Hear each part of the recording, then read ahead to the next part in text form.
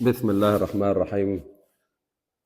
حبايبنا طلاب رابعه ابتدائي، النهارده ان شاء الله معاكم بفيديو صغير كده هيخليك تقفل خريطه. طبعا انت عندنا في سنه رابعه، ابطال رابعه كلهم يجمعوا معايا كده عشان ان شاء الله الامتحان الاسبوع الجاي هيجي لك في الخريطه. تقفل لنا الخريطه ان شاء الله باذن الله، تتفرج على الفيديو ده يا دوبك توصل تقفلها على طول.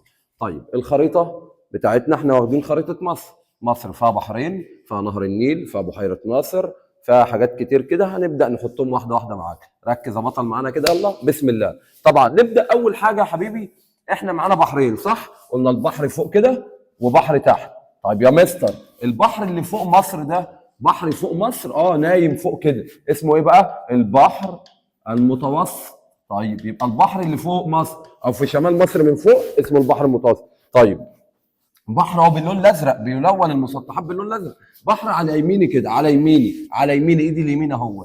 طيب بحر واقف كده اسمه البحر الايه؟ قال لي يا مستر اسمه البحر الاحمر. كلام جميل. طب البحر الاحمر ده له ودنين كده او له قرنين من فوق، احنا بنقولهم كده عشان يبقى سهل عليك. واحد على اليمين وواحد على الشمال. ايدي اليمين ايدي اهي، في واحد على يميني وواحد على شمالي. اللي على يميني دوت هنا اسمه خليج العقبه. شاطر، ايوه كده يا حبيبي معايا، خليج العقبه. ركز معايا كده. والتاني ده اسمه ايه بقى؟ خليج السويس. طيب كلام جميل. طب في وسطهم حاجه بقى اللي هي شبه جزيره ايه؟ سيناء. طبعا سيناء بالنسبه لنا هي ارض الابطال كلها. طيب معايا في الوسط حاجه كده هناخدها برضو معاك في الوسط كده، ماشيه في قلب مصر من الوسط كده اهوت.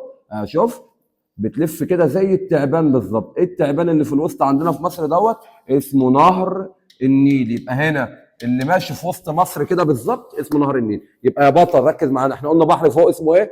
بحر متوسط. طب بحر على اليمين اسمه البحر الاحمر. البحر الاحمر ده له اتنين كده فرعين من فوق او قرنين من فوق كده. واحد على يميني يمت هنا كده اسمه خليج العقبه، واحد على شمالي يمت هنا كده اسمه خليج السويس. طب الارض اللي في وسطهم دي يا مستر اسمها ايه؟ شبه جزيره سيناء او سيناء. طيب معايا في الوسط كده حاجه ماشيه في الوسط كده اسمها ايه بقى؟ نهر النيل. ركز معانا. طيب لو بصينا بقى معاك كده يا حبيبي على يمين نهر النيل في الحته الفاضيه دي اللي هو ما بين البحر الاحمر ونهر النيل، دهيت حاجه كده اسمها الصحراء الشرقيه لانها في اتجاه الشرق. ايدي اليمين اهو. طب اللي الكبيره اليمه الثانيه المساحه الكبيره دي كلها قال لي يا مستر اسمها الصحراء الغربيه.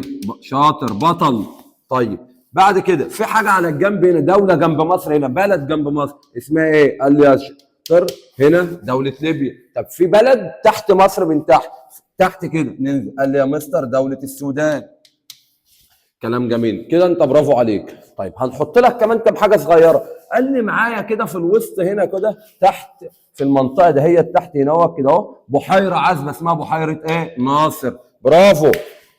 يبقى لو جاب لي تحت كده في مصر بحيره اسمها بحيره ايه؟ بحيره ناصر. جميل برافو عليك. طب لو جاب لي نقطه هنا كده وقال لي عاصمه مصر، اقول له مدينه القاهره.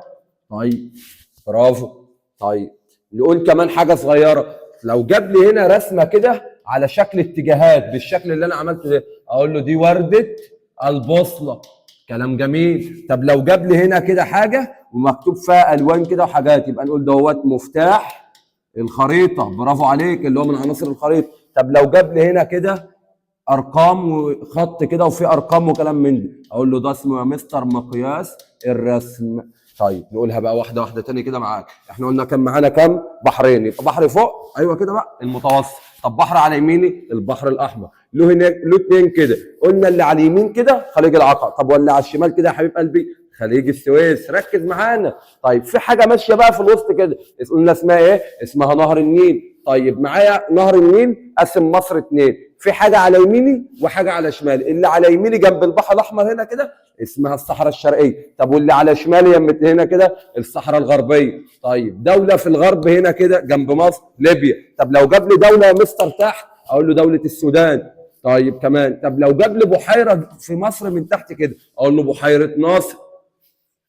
طب لو جاب لي مدينه فوق كده نقطه عند الدلتا اللي هي السبعه اللي فوق دي وقال لي مدينه، اقول له مدينه القاهره اللي هي عاصمه مصر.